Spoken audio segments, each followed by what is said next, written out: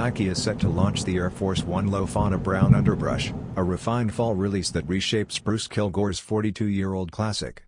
The sneaker ditches smooth leather for premium crocodile-inspired textured panels marked with square indentations, adding heritage depth and modern luxury.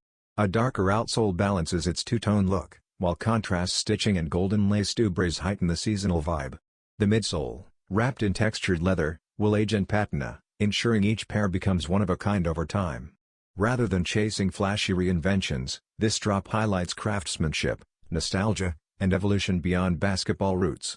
Perfect for collectors, it stands as both stylish and timeless, offering wearers a balance of history and fresh detailing. Limited quantities will release in November on Nike.com and select retailers, positioning it as a must-cop for sneaker fans eager for unique autumn-ready updates.